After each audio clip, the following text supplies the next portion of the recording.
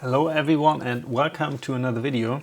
I managed to get 3 videos done yesterday where I just started improvising some looping stuff, and now I'm in the process of editing everything. And the way that I do those loops is just I've got myself a project in Reaper ready and just put a simple drum groove as a bass line, which helps me just to keep timing and get the feeling right for the things that I try to come up with. And as you can see, that's my project in Filmora, which sounds like this at the moment.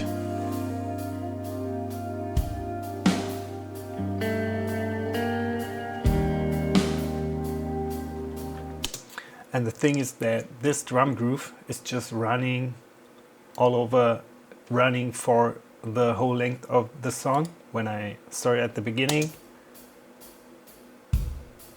it's that drum groove, and at the end, it's still the same. So for the most part, that's totally fine, but when you really start to think about it, or in the place where you put all your attention on the drum groove, then it starts to get boring pretty quick. So let's just save this one.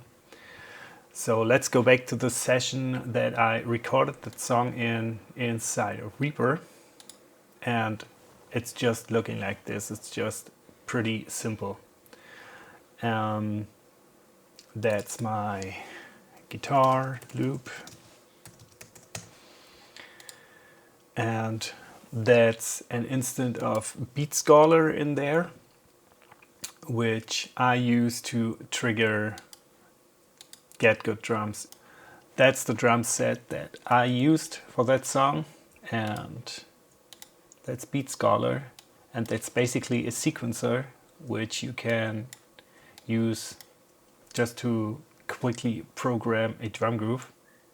Let's just mute that song, and it sounds like this. And as you can see, that the instance of Beat Scholar is triggering Get Good Drums, and I set up the kit just to trigger certain things.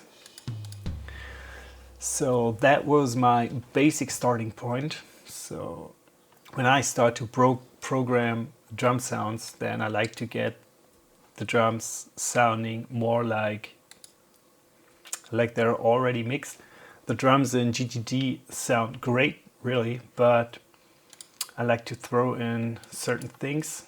And for example, the harmonics processor by Softtube, and that one just allows you to tilt the one more to the bright side or more to the darker side, and with the dynamics on the left side, that knob allows you just to get to compress it more on the right side, or get some more dynamics out of turning to the left side counterclockwise. Let's just set it to neutral.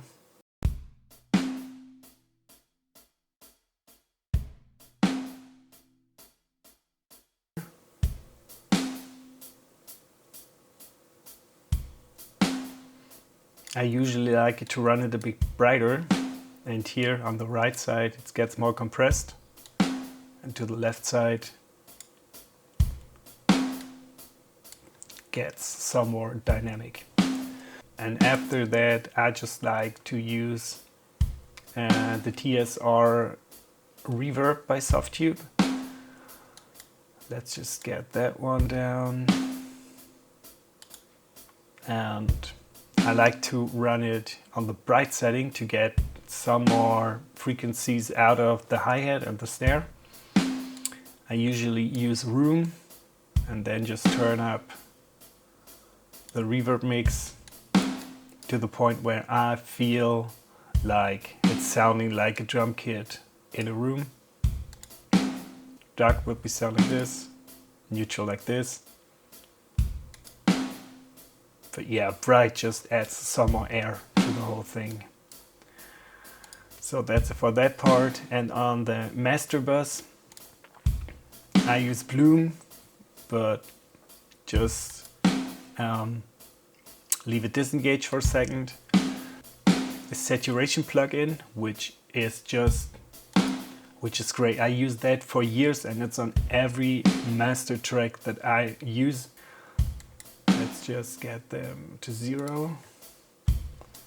And with the saturation, yeah, it really feels more natural, and with the dynamics, it just sounds more in your face, but in a natural way. And that's another plugin by Softtube, which I use with a gentle compression setting and turn the air to on. Let's just turn the mix down.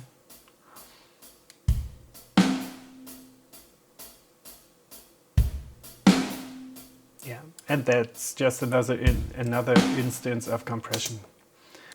Unmute the guitar track, then everything together will sound like this.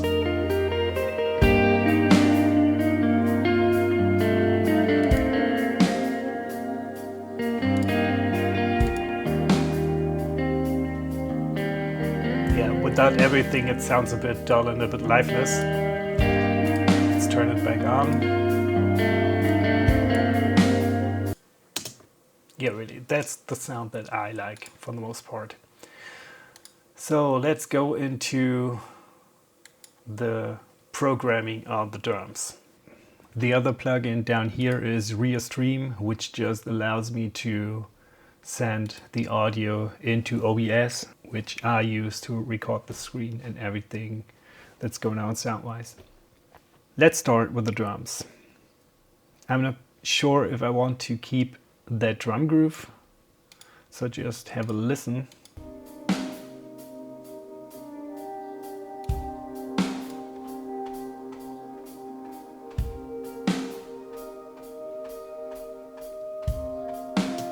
The thing is, I recorded 3 songs and all of the songs using the same groove, so yeah, some of the grooves had to be altered really, but I liked that in here. But there's another song that I did and I think the other one's a bit better, and I think I will keep the drum groove for that song. So let's just change up that one a tiny bit. So add another instance, put the MIDI track up there, and now I can just route that track to contact.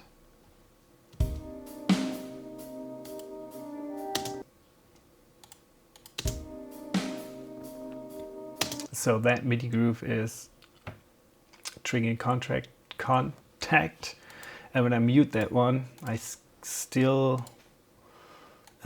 still able to use Beat Scholar without the track that I've programmed already and put up on the timeline.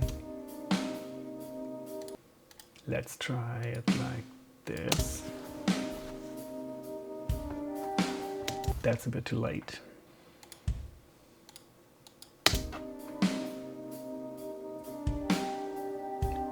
Yeah, that sounds not that bad. Okay, I have to figure out where it started. Okay, that's the first part. Let's just make a section and I create regions out of specific sections. And that makes it just easier to keep an overview of the whole project. Okay, let's just cut it there.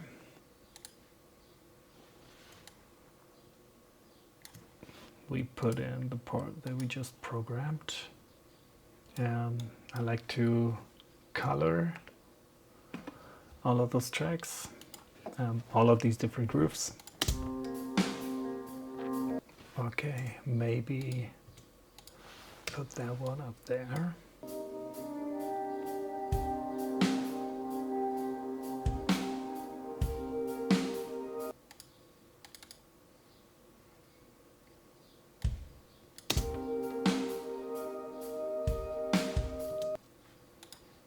Since I changed that one, I colored it a different way so I can see all of the different MIDI grooves that I came up with.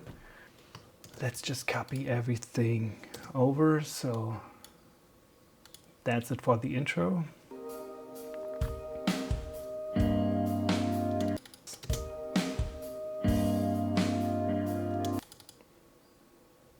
That's not really, yeah, I think that sounds pretty good. Color it in a different way. Okay, let's duplicate that one because that sounds pretty good in my opinion. And for that one, I just exchange it with the blue one from the beginning.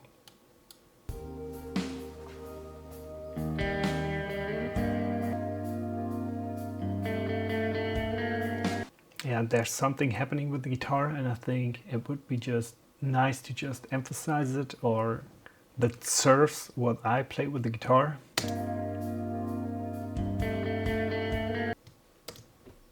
That one should be also there.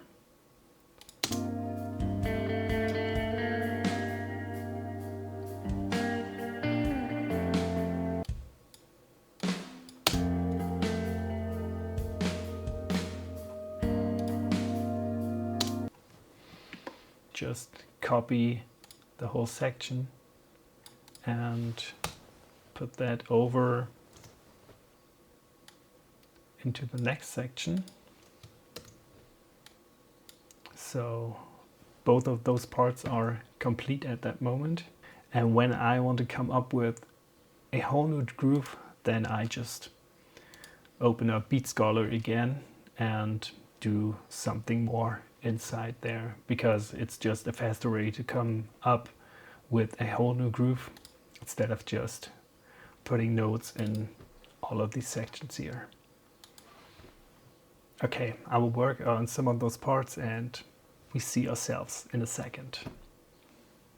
So I've managed to get some programming done. In the meantime, I just glued the takes together that I did, so I can just select some of those MIDI grooves and just glue those items, and then you end up with just one piece of MIDI. But since I'm not sure if I want to revisit some of those little snippets, I leave it there. But for the next part, I just came up with that section and just stretched it out. Let's have a listen to what I've come up with.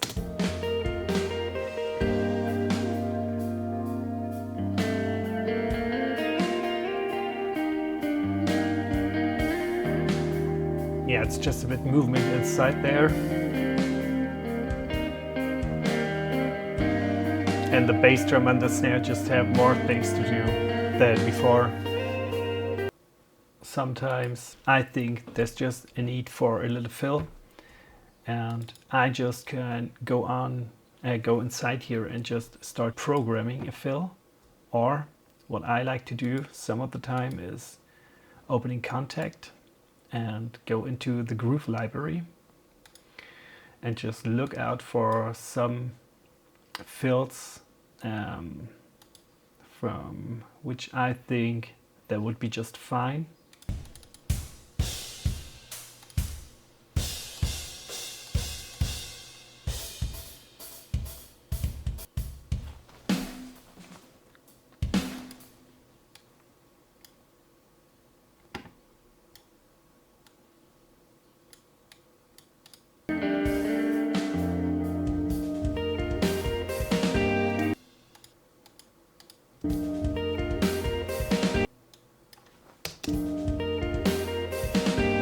Okay, that's not that far away from what I was thinking. Yeah, not that bad. I really have to think about an alternative to, oh, it's not that bad. Yeah, I know I said all over. Back to the song. And I'll just work myself through all of those grooves and add things where I think that section could benefit from, yeah, small changes or something more to add.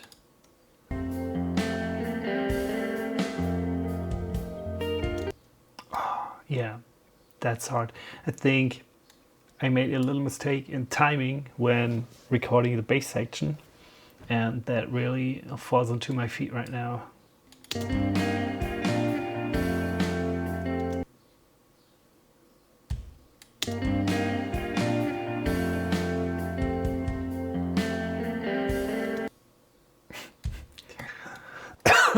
Oh my god.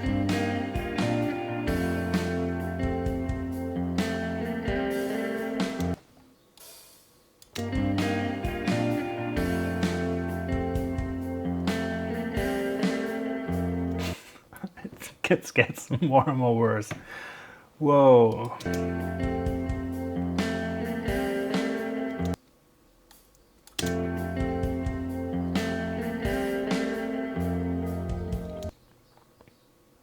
Okay, I think I just have to erase that section.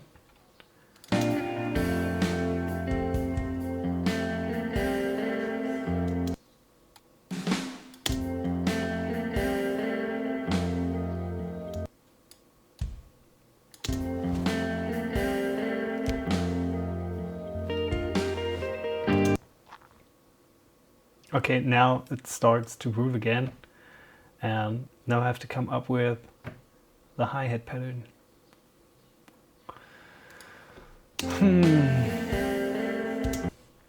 I know I will enjoy the part where I just go back into the song just to hear where all of these timing issues started, and if I'm able to fix that. Otherwise, I can just return to the most simple thing and hope that it's not that obvious, because the more things I add in there, the more all of those bass and drum hits, bass and steel drum hits will complement the things that the guitar does. But when the guitar is really out of sync, then it's just hard to program the drum part, which is out of sync in a way, but still not at the same time.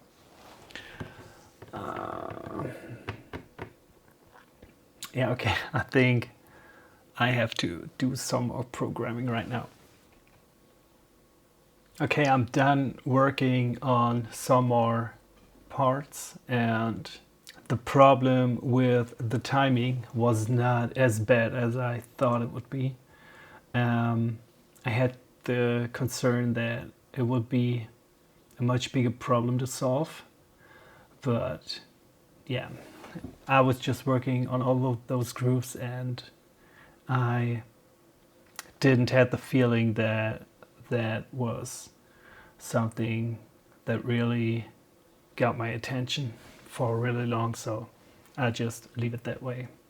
So let's have a listen to what I came up with.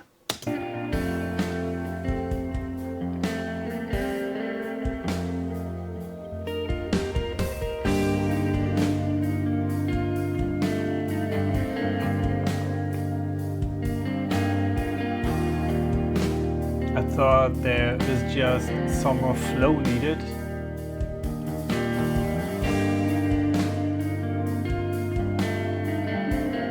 Okay, I think the hi-hat could be louder.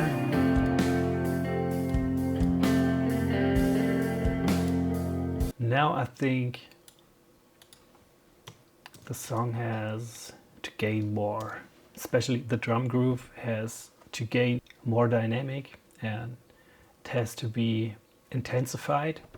So I could just try to first give that one a different color. The first thing that came to mind is I can just try to raise the velocity of those layers, those ones, and just drag them up a little higher, and then just raise everything. Okay, let's intensify everything and let's have a listen.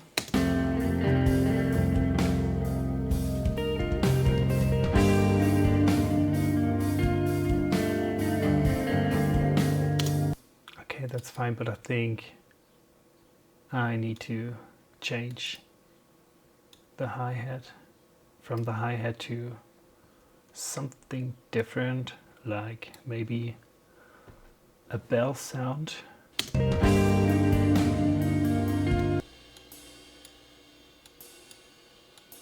That's just an idea I had in mind right now, so I just give it a try.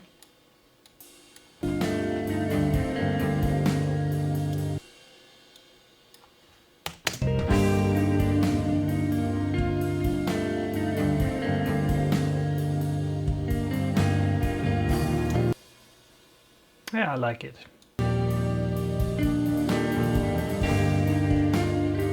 Yeah.